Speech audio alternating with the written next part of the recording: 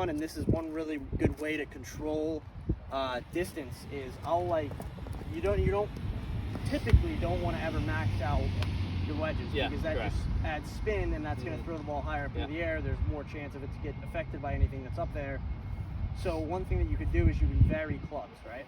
And another thing that this is going to do is this will, again, like we were talking about earlier in the lesson, is it's going to help you really control your ball flight. Because if you take a little less club, you're going to be swinging a little softer, not as hard, and that's going to transfer less spin, so it's not going to spin up into the air. Okay. So I'm going to have you hit. I'm going to have you hit a few shots. I'm going to have you aim at that green target that's over there on the right side, and that target's about 100 yards away, and I'm going to try to have you hit a 52 degree at that distance. You kind of want the same thing that we worked on the last one, where you're kind of more in the back of my stance with this. Yep. That's just always a good, good thing to do for wedges when you're trying to keep it a little low. If you're struggling, hitting it a little too high, having that ball too forward up in your stance can be a big issue.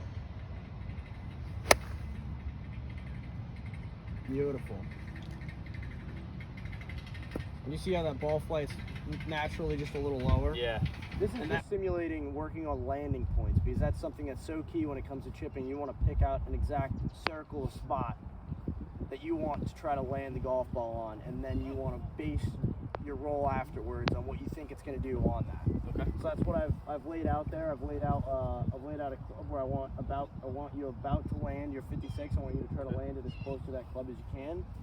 And then I'm going to give you another club, and we're going to work on landing one a little bit shorter in a second, okay? Why don't you just go ahead, hit a few shots with the 56, trying to land it at or beyond that second. Still good, though. Yeah, that was a little further than that club was.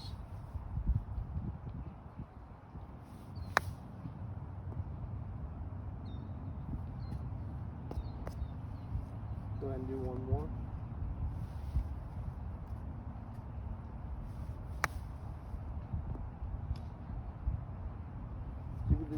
The dispersion is all good, and that's one thing the more you do this drill, the better you're gonna get at it. So you're gonna be able to realize, like, okay, like when I see hit shot, let's say that club is 10 yards away, you'll know how hard you have to swing in order to hit that spot. That's really gonna get you hitting very consistently good chip shots into these pins. And give this one a few goes, trying to land the.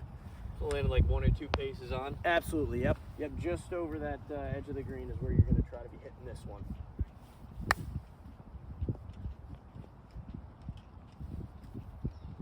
Not bad.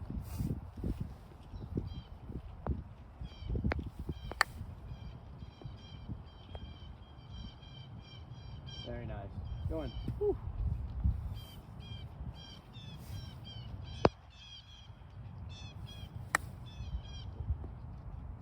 Long. Yeah. But I mean, you can already see just because of that change.